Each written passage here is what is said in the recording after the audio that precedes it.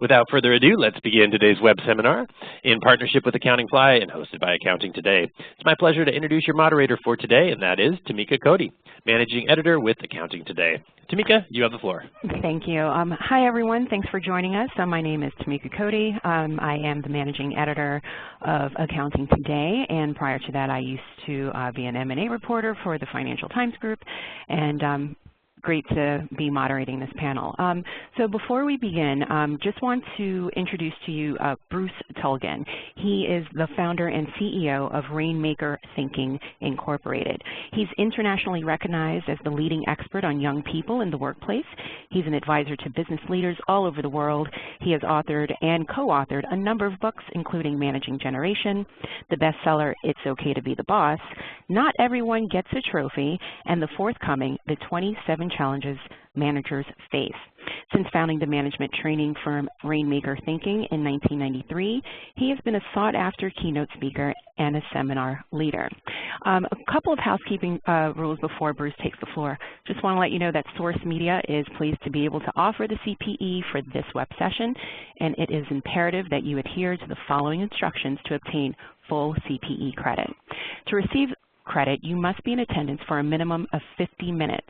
Accounting Today is not responsible for late arrivals or connection issues. There will be required polling questions asked periodically throughout the session, all of which you must answer. Please remember to click that submit button after choosing your answer.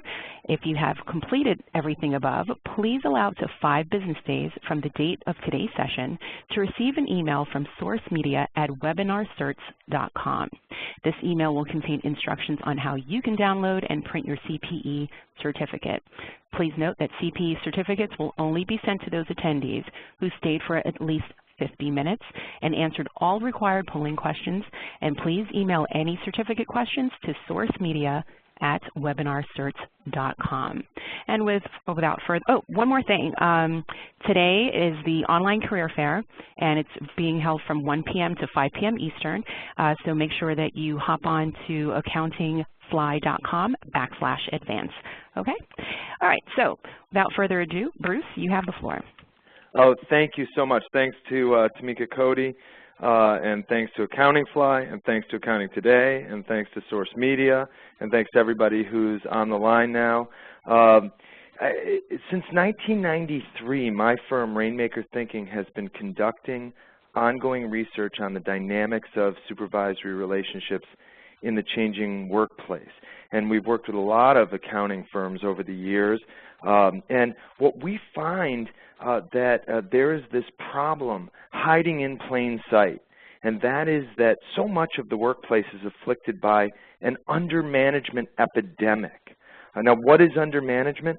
We define undermanagement as a condition in which a leader with supervisory authority fails to provide regularly and consistently the management basics to the people who report to that leader.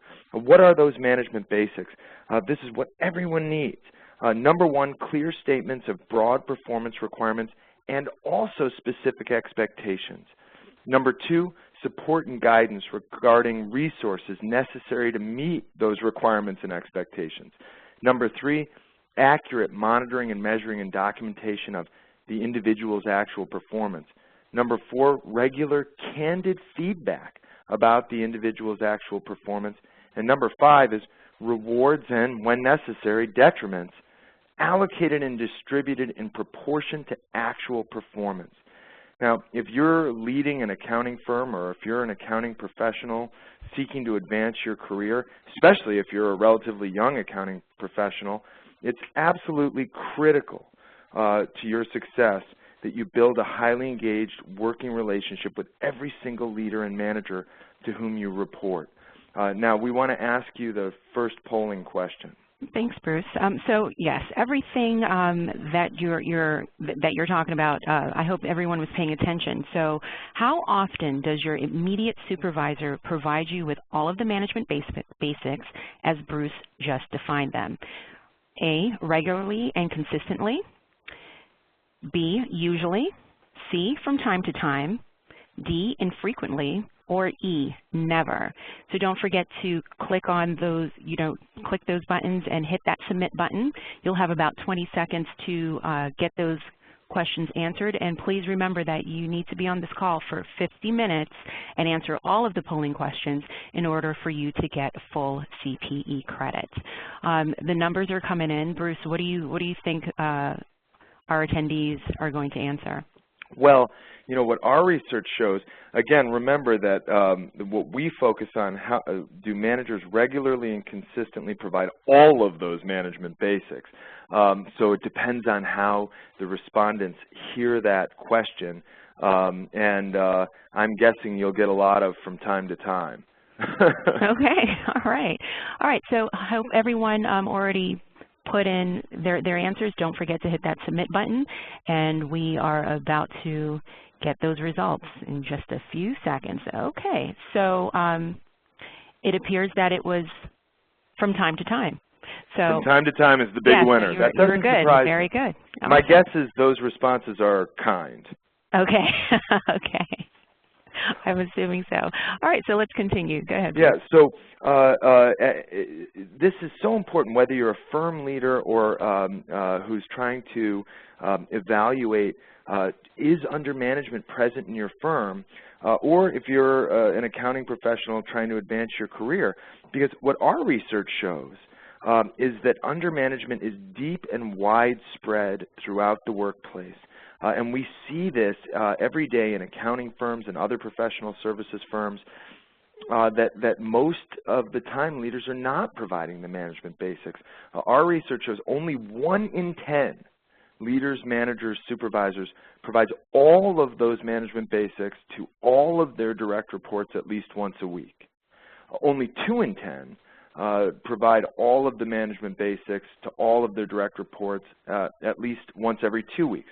Only 3 in 10 do that once a month at least, and nearly half fail to provide all of those basics to every direct report even once a year.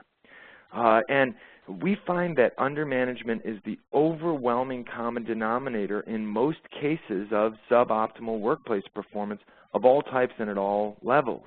The costs and the lost opportunities are very, very high, incalculably high, and they've remained consistent as we've been doing this research. And because under management hides in plain sight and so many people take it for granted, it's very important to understand the costs. There are 8 primary costs that result from under management. Number 1, unnecessary problems occur. Number 2, small problems that should have been solved with relative ease instead get worse before they're identified and solved. Number 3, resources are squandered, and managers and staff spend time salvaging resources and acquiring substitute resources. Employees fail to do tasks according to established best practices for extended periods of time before anybody even realizes it. Low performers are not identified and they're not held accountable. Mediocre performers sometimes think, hey, I'm one of the high performers. High performers suffer diminished morale and are more likely to leave their jobs voluntarily, and managers spend more time performing lower-level tasks that should have been delegated to a direct report. Our data also shows that under-managing leaders are almost always held in lower regard by their direct reports, by their colleagues, and by their own leaders than are more highly engaged managers. And at the same time, the direct reports of under-managing leaders are more likely than those of highly engaged managers to report feeling resource-constrained, uninformed, and frustrated by working relationships with lateral colleagues. And, of course, in professional services firms, it's complicated because reporting relationships are always a moving target. Now, you're reporting to one person one day and another person another day. You're reporting to one person on one project and another leader on another project. And that's why these problems can hide so easily in professional services firms. What are the causes? There are so many causes of undermanagement. After decades of profound change, organizations of all shapes and sizes have been trying to get leaner and more flexible, and everybody's under more pressure. Well, I'll tell you what the top causes cited by leaders. Most leaders say, yes, I wish I could do more leading, managing, and supervising. I wish I could be more highly engaged. Here's why I don't. The number one reason the vast majority of managers still cite lack of time, due mostly to their other non-management responsibilities and also to increased and complex spans of control. That's still the number one reason why managers say they don't consistently practice the basics. The number two reason is, I don't know how. They lack sufficient training in the best practices, tools, and techniques of effective supervision, management, and leadership. I may be great at my job, but I'm not good at leading. Number three is a lack of sufficient resources and support. This is a function of increased productivity requirements, tighter budgets, higher expectations from senior leaders. The number four cause is constantly changing priorities. As soon as I get everybody focused on A, all of a sudden we need to focus on B or C or D. And fifth is logistical constraints, such as managing people in remote locations, managing people who work different schedules, or through language barriers or cultural barriers. We also find that another much less straightforward set of causes of undermanagement that are psychological or almost philosophical in nature. And we see this a lot in professional services firms and especially in accounting firms. And this is a combination of what we refer to as false empowerment thinking plus false nice guy syndrome. False empowerment thinking is thinking that the way to empower people is to leave them alone. That the way to empower people is to let people figure things out on their own. Sink or swim, figure it out, reinvent the wheel. And false nice guy syndrome is the belief that if you're a strong leader, you're being unfriendly or somehow you're going to have negative interactions. And then on top of that, there's fear. So many leaders fear that if they're strong and highly engaged, there will be negative repercussions. The people who they're seeking to lead will complain or badmouth them or drag their feet or sabotage or sue even. We find a surprising number of leaders say, I could be stronger and more highly engaged, but I choose not to for one of these reasons. Now, most managers don't realize that they're caught in a vicious cycle. When we talk with leaders in professional services firms and accounting firms, one of the important and fascinating new findings is that while 9 out of 10 leaders are in fact undermanaging, most of them don't know it. 5 out of 10 leaders in our research think they're doing an excellent or very good job managing their direct reports. 2 more out of 10 believe they're doing a reasonably good job. And remember, this is even while 9 out of 10 fail to provide the basics. Why is that? We think we've figured out the answer. We find that the vast majority of leaders, even those who are undermanaging, still spend a huge amount of time on people management. And that's why they think they're doing at least reasonably well or better. The real problem is how they're spending that precious management time. We find that the vast majority of leaders spend an inordinate percentage of their management time in what we call firefighting mode, solving one urgent problem after another, usually problems that could have been avoided with better planning or identified and solved more easily at an earlier point. When they're not in firefighting mode, these leaders typically have to prioritize catching up on their other work, and then their management practices take a back seat. And most leaders, when they're not firefighting, they default to a mode we call managing on autopilot, in which they communicate with their direct reports mostly in low structure, low substance conversations, punctuated by way too many mediocre meetings and way too many emails. As a result of managing on autopilot, what happens? Unnecessary urgent problems occur, or small problems go unnoticed and grow more serious. And then the manager gets pulled back into firefighting mode. Most managers don't realize that they're stuck in this vicious cycle. The vicious cycle is, you're managing on autopilot, and this gives you a false sense of security, and as a result, small problems have space to fester and grow. Then problems inevitably blow up, and managers and others get pulled into firefighting mode until things get back to normal, managing on autopilot, and that is the vicious cycle.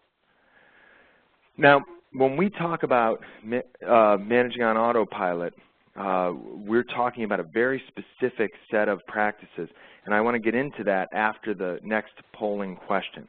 So it's time for polling question number 2. Yes, thank you, Bruce. This is very educational, and I'm learning a lot from the vicious cycle. I'm doing my best. Very good. So, folks, I hope you are paying attention and getting a lot of information here.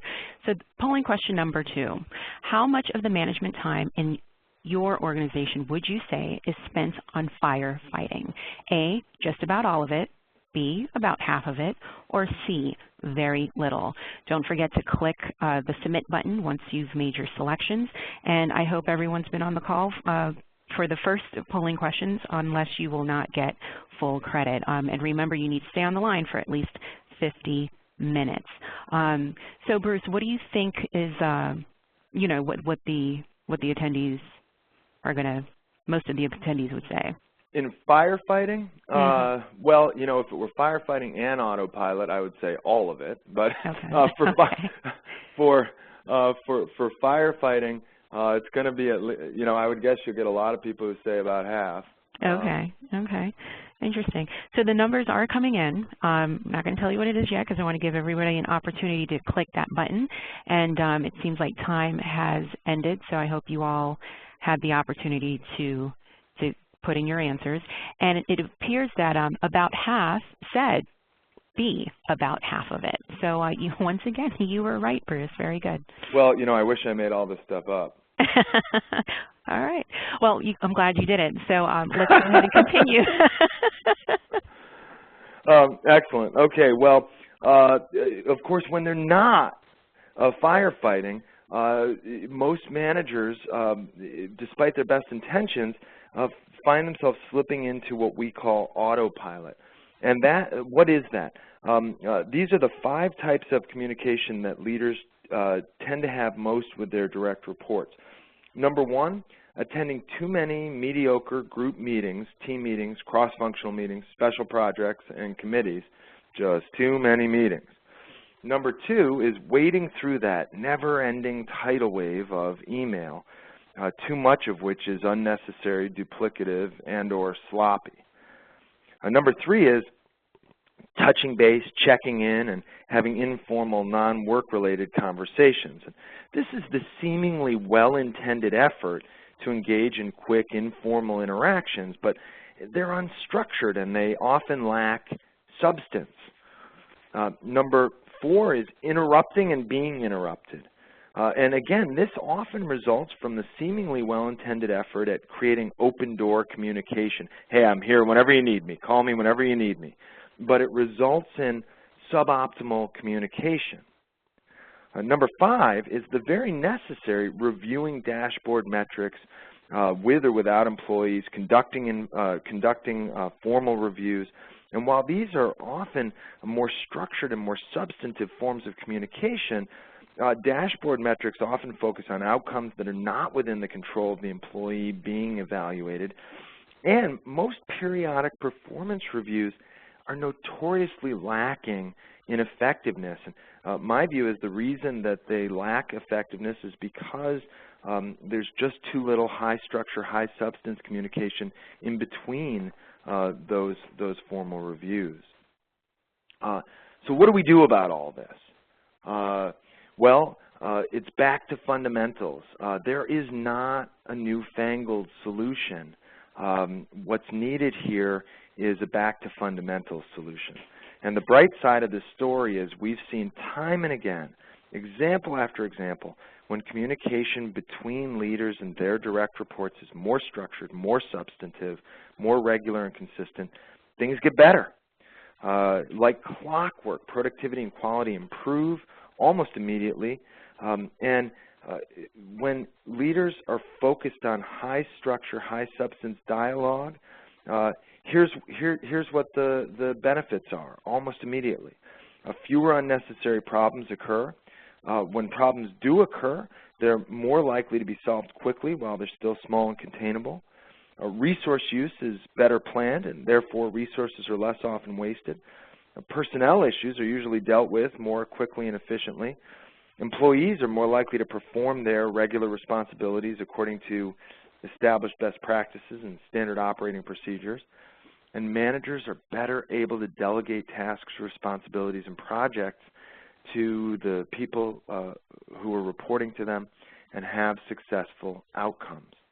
Now, when I'm talking with a group of leaders and the staff people who report to them, I often say, so wait a minute, whose responsibility is it to make sure that these ongoing structured dialogues are taking place on a regular, consistent basis? You know, if you're not the leader, you say, well, gosh, you know, isn't it up to the leaders to do this? And that's what I tell leaders. If you are anybody's boss, that means you have power in relation to that person's livelihood. You have authority and influence in terms of that person's ability to feed his or her family, to contribute to the mission, to learn and grow and build relationships, to add value, to collect proof of his or her ability to add value, to advance his or her own career. And not only that, but you have a huge impact on the person's ability to do valuable work for the firm and pay a solid return on investment for the cost of employing that person. That is a huge responsibility that should not be taken lightly. And what I tell leaders is, if you are anybody's boss, it is incumbent upon you to make sure that you have a regular structured dialogue to make sure that person is getting the basics from you. So, okay, what if you're not the boss? What if the leaders to whom you report are not providing the guidance, direction, support, and coaching you need? Then what do? After all, it's their firm, it's their responsibility, right? What are you supposed to do? The answer is, it might be their firm, but it's your career. You can't control them, but you can control you. If you're a staff person and you're not getting what you need, here's what you need to do. You need to find a way. You need to start building an ongoing dialogue with every single manager to whom you report, whether that boss is great, awful, or somewhere in between. No matter who your boss may be on any given day, no matter what his or her style may be, you have to get the basics. You must get clearly spelled out and reasonable expectations, including specific guidelines and concrete timetables. You must get the skills, the tools, and the resources necessary to meet those expectations, or else an acknowledgement that you're being asked to meet those expectations without them. You must get accurate and honest feedback about your performance, as well as course-correcting direction when necessary. And you simply must get the fair quid pro quo, the recognition and rewards in exchange for your performance. You just have to get those things. And I know it's a huge shift. Maybe it's a huge shift for the leaders you're trying to get that out of, and it might be a huge shift for you to take responsibility. And the truth is, that responsibility must be shared. Management relationships are two-way relationships. Yes, leaders and managers at all levels should be taking more responsibility, and staff at all levels should be taking more responsibility. And the firm should be providing training and tools and support to help managers get better at managing and to help non-managers get better at playing their part in the relationship. Staff need to get better at self-management, and they need to get better at helping their leaders lead them. So what I say is, don't fall for the myths that perpetuate undermanagement. There are so many myths. Number one, the myth that high performers don't need guidance, direction, and support from their leaders. The truth is, no matter how good you may be at your job, everybody needs guidance, direction, and support in order to succeed. You don't want to waste your valuable time and energy doing the wrong things or doing the right things the wrong way, right? Even if you know more about the specific task, responsibility, or project than your boss does, you're not operating in a vacuum. You need to make sure your work fits with the overall approach and mission of the firm. You need to have goals articulated and guidelines and parameters for your tasks and responsibilities spelled out. You need to be given concrete deadlines and clear timelines and reasonable performance benchmarks. And whoever you're reporting to on a particular task, responsibility, or project needs to communicate these requirements. And frankly, that's the only way to remain a high performer if you are a high performer. And the truth is, most high performers know that, because what makes them high performers who seem like they don't need managers is they bend over backwards and jump through hoops to get that stuff from their whoever they're reporting to. So if you've been wondering, why am I not a high performer, this is one of the reasons. The second myth, number 2, in order to be truly professional in your work, this is the myth, well, you need to be left alone to do things your own way.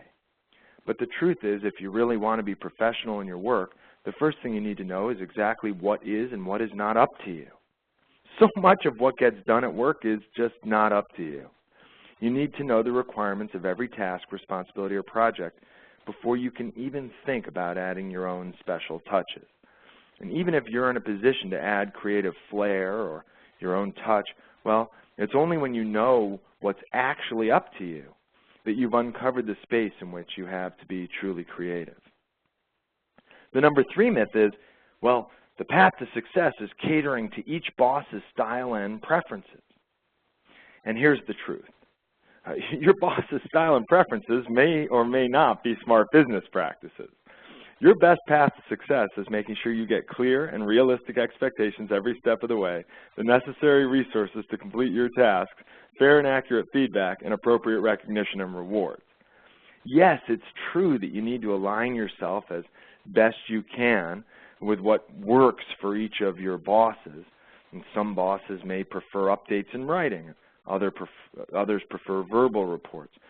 Some prefer to talk about the big picture. Others like to keep track of the little details.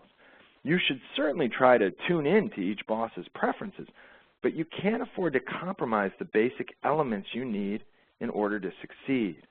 If your boss prefers that you take a stab at a project without giving you clear expectations, then you'd better probe a little. Exactly how long do you want me to dedicate to taking a stab? Are there any things that I absolutely may not, should not, or cannot do while taking a stab at it? If your boss is not forthcoming with feedback, well, you need to find your own way to monitor, measure, and document your performance. If you have a boss whose style isn't giving fair credit and reward, well then, how much longer are you going to be giving your great performance to that leader? Myth number 4 is no news is good news, but being coached on your performance is definitely bad news. No news may not be bad, but it definitely does you no good.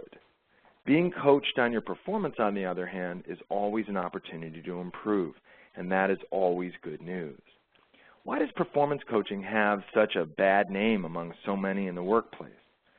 One reason is surely that most bosses only think of coaching an employee when they think the employee has a recurring performance problem, such as missed deadlines or poor work quality or bad attitude. But why should performance coaching only be about addressing performance problems? The voice of performance coaching is steady and persistent, relentlessly methodical, hands-on, enthusiastic, and it's pushy. It's the constant banter of focus, improvement, and accountability. A great coach helps you remember to be purposeful about every single detail to build your skills. From focusing, you learn focus itself. Obviously, some leaders have more natural talent than others when it comes to coaching. So definitely keep your eyes peeled and your ears open for opportunities to be coached. And anyone who is an objective, encouraging voice of experience and wisdom, try to get coaching from that person. Coaching is not bad news, it's good news. And the number 5 myth is, if your boss doesn't like to read your paperwork, well then, you might as well not keep track of your performance in writing. Of course, there are some things that you document as a matter of course, some things that are documented automatically. But the secret is that managers and leaders are already monitoring performance incidentally when they happen to observe the employee working, or if they're presented with the employee's work product, or if there's a big win or a notable problem, or if there's an automatic written track record, or there are bottom line reports. But the trick is to help your boss document your actual concrete actions, the work within your control, the work that you are doing, and writing down the details of your one-on-one conversations with your boss. That's a good way to make sure you have clear expectations. Keeping track of your work in between one-on-ones. That's a good way to make sure you can track the actual outcomes of your work in relation to expectations. Written tracking is a key to your keeping score for yourself. And if you're documenting your own performance on an ongoing basis, well, then you'll be in a position to help your boss keep closer track. And if your boss isn't keeping score, well, why not keep score for yourself? The number 6 myth is, and we see this a lot in accounting firms, well, I'm not a people. And the myth is, if you're not a people person, then you'll have a hard time getting ahead. Here's the truth. Some people may be unusually charismatic, receptive, quick-witted, observant, articulate, engaging, energetic, likable. No doubt these princes and princesses of charming have a big advantage over the rest of us. But charm alone doesn't cut it in today's fiercely competitive, rapidly changing, knowledge-driven, global, nonstop world. The key to getting ahead in today's workplace and the wider free market for talent is being really good at consistently delivering valuable contributions at a swift, steady pace while constantly adapting to changing circumstances. And that takes more than relationship mojo. If you happen to be one of these natural people, well, then you're blessed. But I'm afraid that won't be enough in today's world. To succeed in today's world, you also have to consistently practice the basics of high-structure, high-substance communication. And that means with your leaders, with the people who report to you, and with your lateral colleagues, not to mention vendors and clients. Up, down, and sideways, you have to commit to high-structure, high-substance communication. And whether you're a people or not, if you're a people, you better do that because you can't use being charming as a crutch. And if you're not a people person, the good news is high-structure, high-substance communication goes a long way, and you'll get better and better and better at it, and before you know it, maybe you'll be a little bit more of a people person than you ever thought you would be. Myth number 7 is that, well, some bosses are just too busy to meet with you. Here's the truth. No matter how busy your boss may be at any given time, and I know you report to a number of different leaders probably, so you think, well, this one has time for me, this one doesn't. But no one has time not to meet with you on a regular basis. Don't get me wrong. You should be very careful about wasting even 1 minute of anybody's time. They have their own tasks, responsibilities, and projects beside their relationship with you. Everybody's busy. When you think, you know, my boss is busy, stop and think, aren't you busy? The truth is nowadays, everybody is busy. Nobody has a minute to waste. That's exactly why neither you nor your boss nor your lateral colleagues, that's why nobody has time not to have regular structured dialogue with their key relationships, up, down, and sideways. And what I tell everybody is you've got to make your one-on-one time brief, straightforward, and efficient, and all about the work. If everybody's busy, then your best bet is to make very good use of your ongoing structured dialogue. Remember, it's going to pay off. It's going to pay off for you if you have a reputation for making very good use of other people's time. Then they're going to make time for you. And it's going to pay off because anyone who doesn't make that time is going to find themselves firefighting at least half of the time. Now it's time for the third polling question. Yes. All right. This is great, Bruce. Great information. So I hope everyone's still on the line, and you have to be on the phones for at least 50 minutes to get full CPE credit. And then the next polling question is a true or false question. I agree that even high performers can benefit from guidance, direction, and support from their immediate supervisor. True or false? So it seems like a lot of people have already answered the question, and I'm going to give everybody else a little bit more time to submit their answers. What I'm really curious about is, does anybody say false? I'll let you know once the polls close as soon as it's finished. And it seems like it is finished. It seems like the polls are closed. It seems like everybody answered the question. And just give us a couple more seconds to get the final number in. And 99% of the people in attendance today said true. Does that surprise you? It doesn't surprise me, and okay. you know, we made that question kind of the easy one. But you know, of course, sometimes there are true jerk bosses, and the answer is, yeah, I don't need anything from that person. You know, or you know, I got nothing to learn from anybody. Well, right, you know, right. But the reality is that, you know, I get people nodding their heads on that one all the time, and then but then if I follow them around in the real world, they're still not engaging in high structure, high substance communication. Interesting. All right. Well, that was great information and a great feedback to the last polling question. Is there anything else that you wanted to share before we jumped into the Q&A session? Yeah, let me bring it on home. So, you know, I try to help leaders and the people who report to them, you know, maybe future leaders, get past the myths. And get back to the fundamentals. You know, if you're talking about superstars in professional services firms, they have what it takes. The people on this call have what it takes, and if they're leaders, well, the people who report to you have what it takes. If they're firm leaders, the people in the firm, they have what it takes. The problem is that too many folks are suffering because they're not engaging in high structure, high substance communication. Look, any leader would prefer to manage self-starting high performers who do lots and lots of work very well, very fast, without any guidance, direction, or support, make no mistakes, have very few needs and expectations. I promise you, given their druthers, any leader would opt for that kind of employee. The only problem is that even the superstars don't meet these criteria.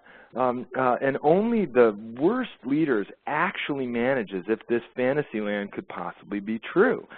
They basically want their staff to do everything on their own.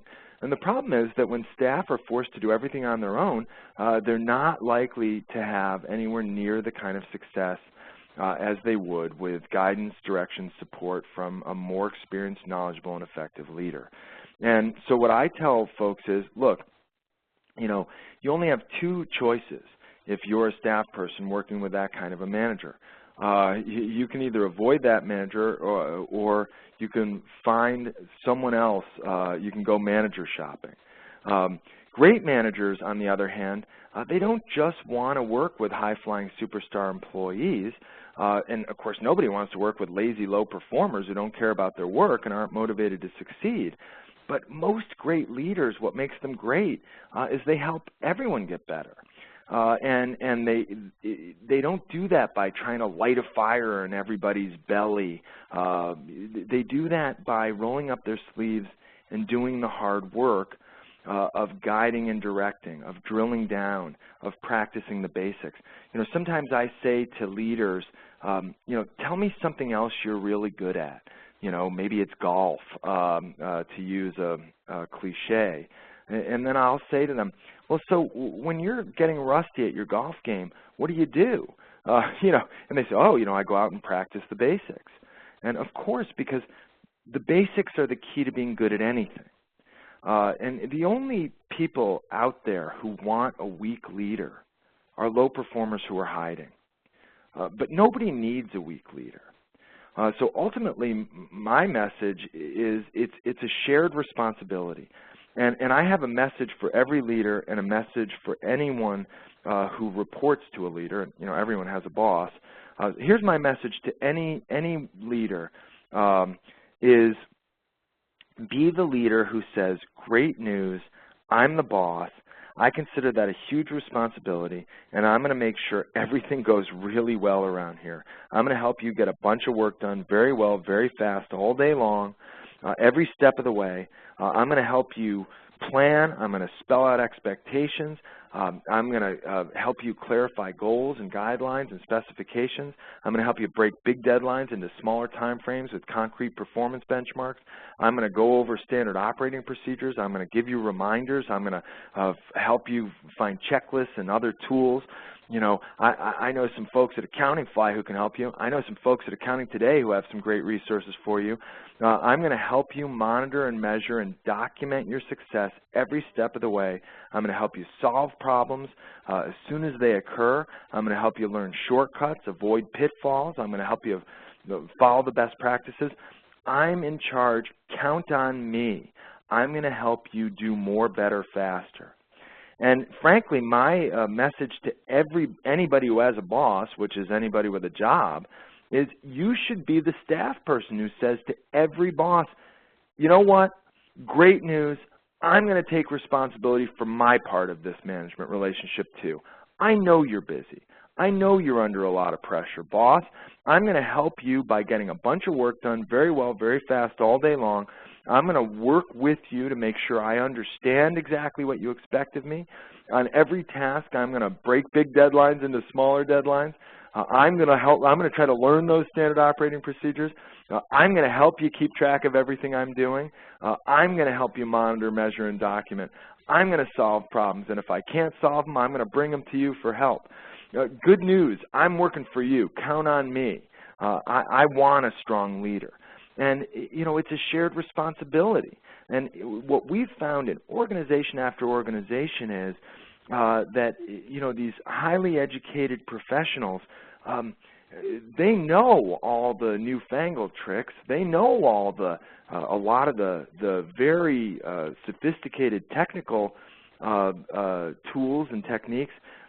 Where they need to get better is on the training and the tools and the techniques and the practices of high structure, high substance communication.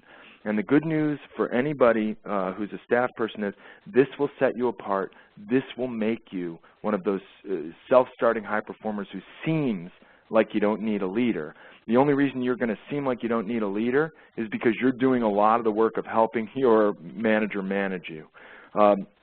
And for anybody who's running a firm, if you can adjust the management practices in your firm, you're going to see huge impact to the bottom line.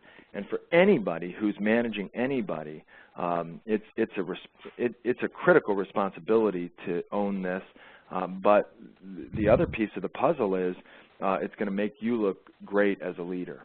Great. And so that's the end of my prepared remarks. I'm hoping we have some great questions, and and I'd love to chime in. And anybody who doesn't get a chance to ask a question here, I'm going to give you my email address and my Twitter. You can send me an email at brucet@rainmakerthinking.com. And if you don't get to ask a question here, you send me an email and I'll respond. And you can follow me on Twitter at Bruce Tulgan. And I hope I can get some questions now. Okay, good plug. I like that. I like the Twitter plug. Thank you, and thank you again, Tamika. You're such a pro. It's a pleasure to work with you on this. Thank you. Well, let's get to some Q&A questions here. So, great questions are coming in from the audience. Let's see here. How do you communicate to your manager so that he or she doesn't feel challenged, that you need guidance? I think that's a really great question. So what do you say to that, Bruce? It is, and you know, my advice is don't just go to your leader, manager, supervisor when you think that he or she is wrong, and don't just go to your leader, manager, supervisor when the building's on fire. So you know, you have to go to your leader, manager, supervisor and build a dialogue when things are going right, wrong, and average. You don't build trust and confidence once in a while. You build trust and confidence over time. That's why structure is so important. So what I tell people is take as much of the responsibility for the dialogue as you possibly can. Over-communicate, over-report, put things in writing. Try to get on the schedule. What you want to get out of is management by interruption. and being managed by interruption and firefighting. And just what you want to do is, that's why it's so important to have a regular structured conversation where you're going over plans, going over checklists, going over, here's what we're going to do. This is especially true for staff level managers who might be reporting to a director. You know, if you're running a small team and you're reporting up, you want to give that leader regular reporting and then ask for guidance and direction. So the real answer is that there's no shortcut to this. That the trust and confidence comes through the regular structured dialogue. It's sort of like working out. Right. You know, you say, gee, I'm really out of shape. I just ran 10 miles and I don't feel stronger. I feel weak and sore and like I might have hurt myself.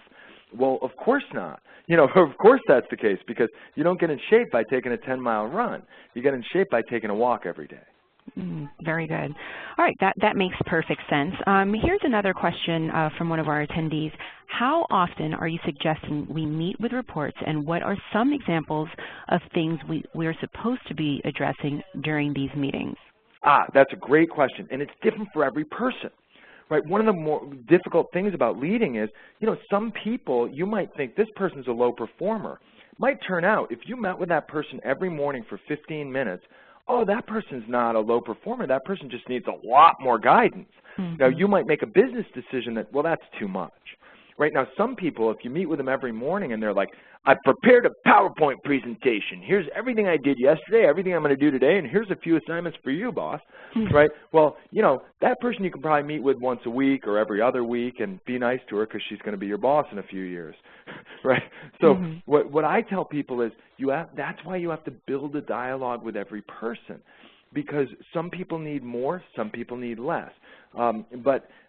What you should be talking with people about is it is not talking about their career planning, and you're not shooting the breeze. You're talking about the work that needs to get done today, tomorrow, this week. So, you know, the questions managers typically ask are, how's everything going? Is everything on track? Are there any problems I should know about? Those are the three most common questions leaders ask their direct reports. Those questions tell you nothing. You should be asking, what did you do and how did you do it? What steps did you follow? What are you doing? How are you going to do it? What steps are you going to follow? Hey, can you show me your plan? Can you show me your checklist? It's what are you going to do? How are you going to do it? What steps are you going to follow? Let's talk about step one. Where are you on step one? What does that look like? So you got to drill down. And the answer to how often is every person's different. Okay. All right, great. I'm going to switch gears here. Someone has a question from your myth chart. So they were asking about myth number 3. Person writes, I think you do need to be aware of each boss's style and preferences, and yes, sometimes cater to these preferences. Agree or disagree? I agree, and I think I said that it's true that you need to align yourself as best as you can with what works for each of your bosses. You know, if your boss wants updates in writing, then you should give them in writing. If your boss wants a verbal report, give it verbally and in writing. You know, some bosses prefer big picture, and well, also give them the details. Some bosses prefer details. Well, you might want to also give them the big picture. So, yes, you want to cater. You want to align yourself as much as you can with, just like every leader should customize their approach to each direct report, you should customize yourself to each leader. Where you should not bend is a manager who doesn't have time for you, right? I don't like regular structured dialogue. I prefer to wait until the building's on fire. It's like the managers who say, well, they know if something goes wrong, then they'll hear from me.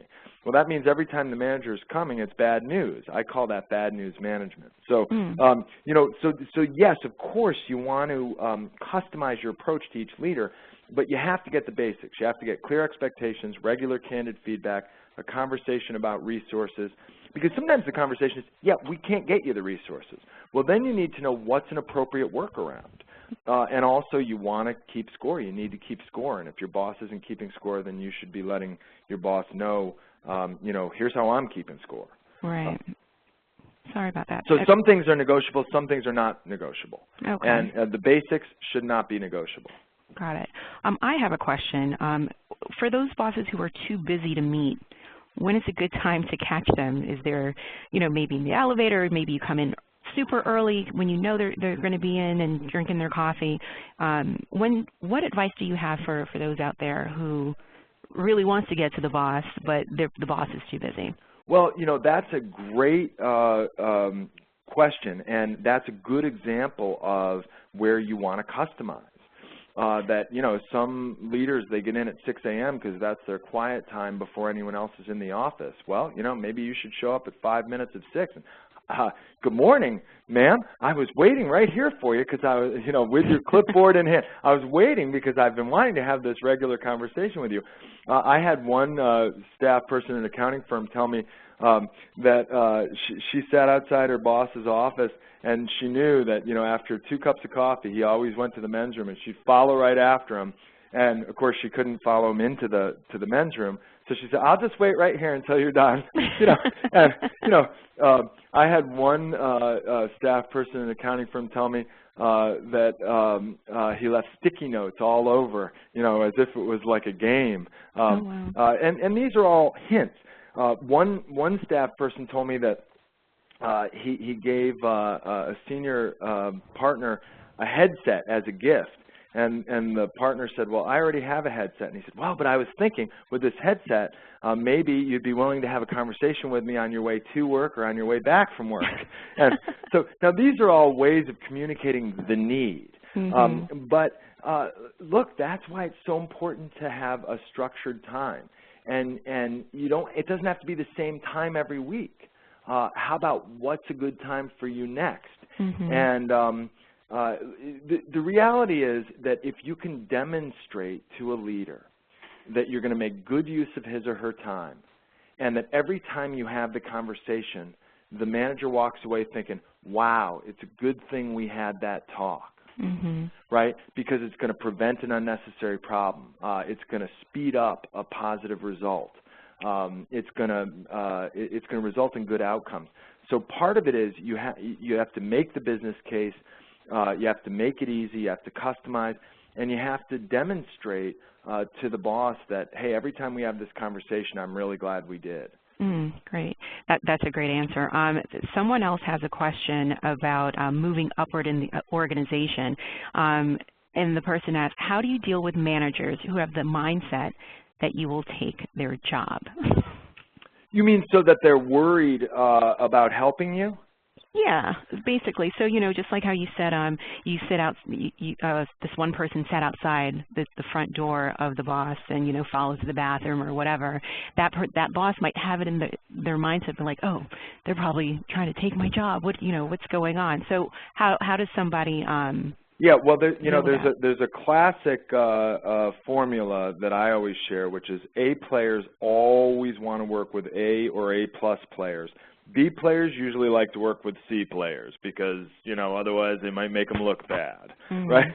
So, look, sometimes if you're reporting to a boss who is trying to hold you back really and truly, well, you got to go manager shopping. Because it's very hard to work for somebody who doesn't want you to succeed.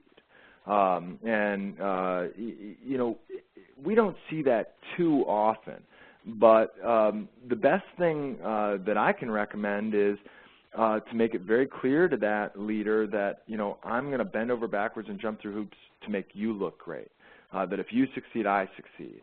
Okay. But if you truly have a boss who is a B player looking for a C player, well, then you're in a tough spot. Well, what are the this is just a follow-up question from my perspective. What are the warning signs? Because sometimes, people are like, oh no, they're probably paranoid, right? They're like, oh, that my boss doesn't want me to move forward, and they're probably a B player, wanting to work with a C player. What are the signs? Yeah, and by the way, that's a very good follow-up question because, sometimes I say to staff people, hey, listen, it's hard to be objective about yourself. Is it possible that what's really going on here is you're not delivering the high level of performance you think you are, right? And so, it's the best thing you can do is get engaged in that structured dialogue where you get clear expectations and keep score. And then, you know, if you're meeting or exceeding expectations every step of the way, well, you know how you're doing, right? You know how you're doing. And quite frankly, look, some leaders, you know, they actually have temper tantrums. They yell and get upset. You know, that's a bad sign. Some leaders, they have obsessive compulsive disorder, and they, you know, they look over your shoulder and they want to hold the pencil with you, and you know, 2 hands, 1 pencil. You know, there are truly problematic boss types where all the structure in the world isn't going to help you. But I think you don't know. It's just like I tell leaders, you know, you think you have a low performer working for you. If you don't engage in a regular dialogue, spell out expectations, and give regular feedback, you don't really know if you have a low performer working for you. Right. And likewise, you know, if you're a staff person, you don't know if you're, look, some bosses really are jerks. You know, and if anyone's interested, I have the 9 most common jerk boss scenarios. If you send me an email, I'd be happy to send that to you. Okay. But you know, and I say, what if your boss really is a jerk? Then you better go manager shopping. But I think you don't really know until you get into a regular dialogue. Okay. You know, give it 3 weeks of structured, substantive dialogue, and you know, even if your boss is a jerk, you might find that you can get into a good dialogue that works. All right. Well, Bruce, thank you so much. This was very insightful. And attendees, thank you so much for joining us, and hope to see you, hear you here back next time. Thanks. Okay. Hey, thanks so much. You're welcome.